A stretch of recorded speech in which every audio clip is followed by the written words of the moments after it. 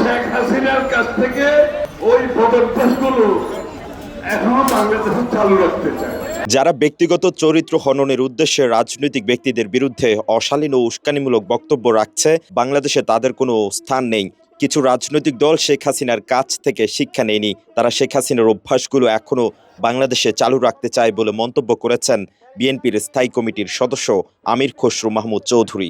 গণতান্ত্রিক পরিবেশ তখনই হবে যখন একটি রাজনৈতিক দল অন্য রাজনৈতিক দলের প্রতি ভিন্নমত পোষণ করে সম্মান দেখাবে, সহনশীলতা দেখাবে।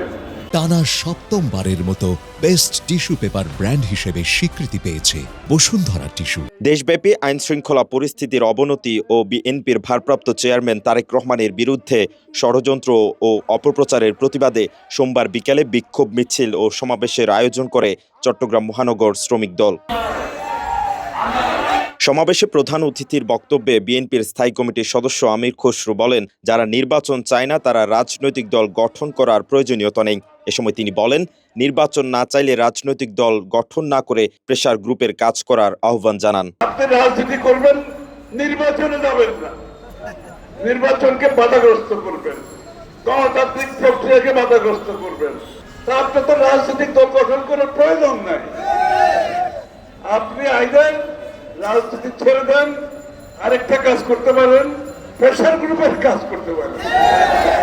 আগামীর রাজনীতি হবে সহনশীল, পরস্পর সম্মান বোধের উল্লেখ করে আমির খসরু বলেন, ভিন্নমত পোষণ করেও পরস্পর সম্মান প্রদর্শন করতে হবে। বাংলাদেশের মানুষ আজকে ভিন্ন রাজনীতি দেখতে চায়, সুষ্ঠু সম্মানজনক রাজনীতি দেখতে চায়। বিএনপি সেটাকে ধারণ করে আমরা সেই পথে চলছি।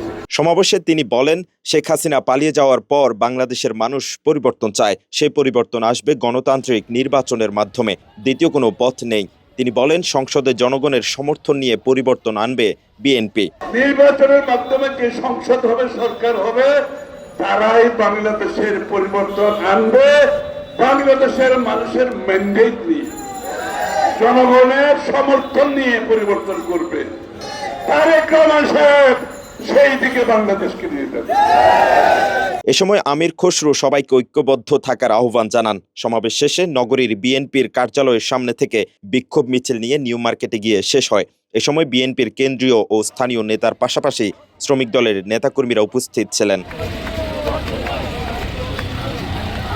মেহরাজ হোসেন, কালের কণ্ঠ, চট্টগ্রাম।